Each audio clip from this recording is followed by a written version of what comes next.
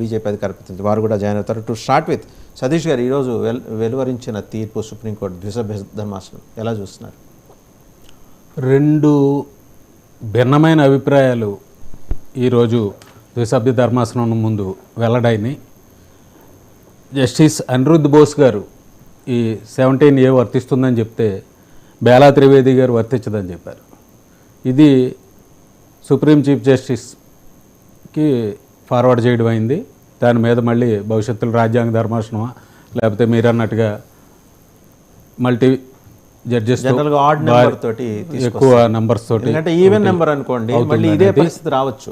ఇద్దరు ఒకే తీర్పు, ఇద్దరు ఇంకో తీర్పు ఇస్తే మళ్ళీ అక్కడ భిన్నాభిప్రాయాల నేపథ్యంలో దానికి తగ్గట్టుగా అదంతా సుప్రీంకోర్టు చేపట్టవలసిన చర్యలు, వాళ్ళు తీసుకోవాల్సిన యాక్టివిటీ ఏంటనేది అది వేచి చూడాల్సిన అవసరం. అయితే ఇది పూర్తిగా పార్టీగా మీరు ఎలా చూస్తున్నారు? ఇది పూర్తిగా మేము అనేది అదే అండి. ఫస్ట్ నుంచి కూడా స్కిల్ డెవలప్మెంట్ కేసు అనేది ఈ రాష్ట్ర ప్రభుత్వం తెలుగుదేశం అధినేత చంద్రబాబు నాయుడు గారి మీద ఒక కక్ష సాధింపు ధోరణితో పెట్టిన కేసు అనేది మేము మొదటి నుంచి చెప్తున్నాం. ఎందుకంటే 2023 డిసెంబర్లోనే ఈ కేసుకు సంబంధించి ఎఫ్ఐఆర్ వేసినప్పుడు అందులో చంద్రబాబు నాయుడు గారు నిందితుడిగా లేరు, కేసు వేశారు. తర్వాత దశల వారీగా చాలామంది మీద కేసులు అందులో ఇంక్లూడ్ చేసుకుంటూ వెళ్ళటం, వాళ్ళకి బెయిల్ ఇవ్వటం, ఇదంతా వ్యవస్థ అంతా నడిపిన వ్యక్తులు.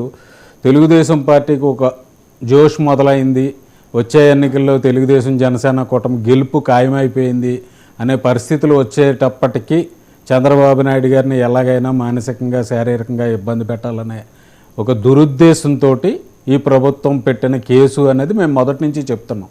ఈ కేసులో న్యాయపరంగా కొన్ని అవరోధాలు లేకపోతే ఆలస్యం అవటం ఇదంతా జరుగుతుంది. కానీ చంద్రబాబు నాయుడు గారు ఈ విషయంలో కడిగిన ముత్యంలా బయటకు వస్తారు, ఈ కేసులన్నీ కూడా గాలికి పోతాయనేది మా దృఢమైన విశ్వాసం. మేము బలంగా అదే నమ్ముతున్నాం.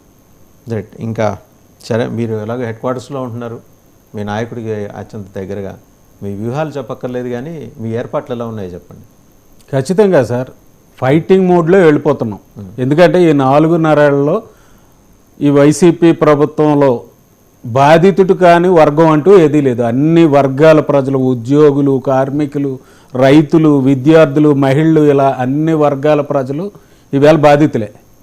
వాళ్ళందరి పక్షాన ఈవేళ రాజకీయ ప్రయోజనాలు, చంద్రబాబు నాయుడు గారు ఈ మధ్యకాలంలో చాలా మీటింగుల్లో చాలా స్పష్టంగా చెప్పడం జరిగింది, ఇదేదో రాజకీయ ప్రయోజనాలు ఆశించో ఇంకోటో మా పోరాటం కాదు, సేవ్ ఆంధ్రప్రదేశ్, రాష్ట్రాన్ని రక్షించుకోవాల్సిన పరిస్థితుల్లో ఈరోజు అనివార్యంగా ఈ పోరాటాన్ని ముందుకు తీసుకెళ్తున్నాం అనేది చంద్రబాబు నాయుడు గారు ఇప్పటికే చాలా సందర్భాల్లో చెప్పారు.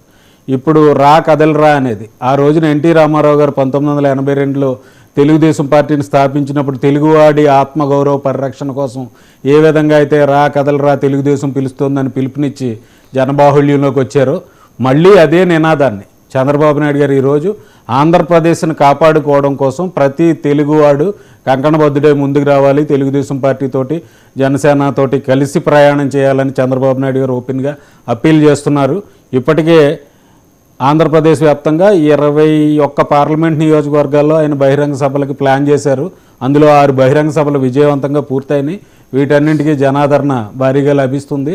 అలాగే చంద్రబాబు నాయుడు గారు అక్రమ అరెస్టు నేపథ్యంలో ఆవేదన తట్టుకోలేక అసూలు బాసిన వారి కుటుంబాలను పరామర్శించడం కోసం మేడం భువనేశ్వర్ గారు కూడా ఇప్పటికే తిరుపతి పార్లమెంట్లో చేశారు. మొన్న విజయనగరం పార్లమెంట్లో, తర్వాత కర్నూలు పార్లమెంట్లో ఆమె పర్యటనలు జరిగినాయి.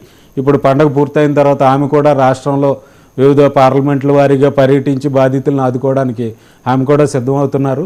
అలాగే మా మిత్రపక్షం జనసేన అధినేత పవన్ కళ్యాణ్ గారు కూడా వారాహి యాత్రను మళ్ళీ దశల వారీగా ప్రజల్లోకి తీసుకెళ్ళి ఈ వైసీపీ వైఫల్యాల మీద ఎలిగెత్తడానికి ఆయన కూడా సిద్ధంగా ఉన్నారు. అలాగే లోకేష్ బాబు కూడా ఆయన పాదయాత్ర, యోగాళం పాదయాత్ర నభూతో నభవిష్యత్ అన్నట్టుగా విజయవంతంగా పూర్తి చేశారు. అయితే విజయనగరం, శ్రీకాకుళం జిల్లాతో పాటు కొన్ని నియోజకవర్గాలు ఆయన పాదయాత్రలో టచ్ కాలేదు. వాటన్నింటినీ టచ్ చేస్తూ కూడా త్వరలో ఆయన కూడా ఒక కార్యక్రమం రూపొందించుకుంటున్నారు. దాదాపు 50 నియోజకవర్గాల్లో. కీర్తన్ గారు జాయిన్ అయ్యారు. నమస్తే కీర్తన్ గారు, జనసేన అధికార ప్రతినిధి. ముందరగా పండుగ శుభాకాంక్షలు మీకు. సో ఈరోజు డెవలప్మెంట్స్ చూశారు. సుప్రీంకోర్టు ద్విసభ్య ధర్మాసనం వెలువరించిన తీర్పు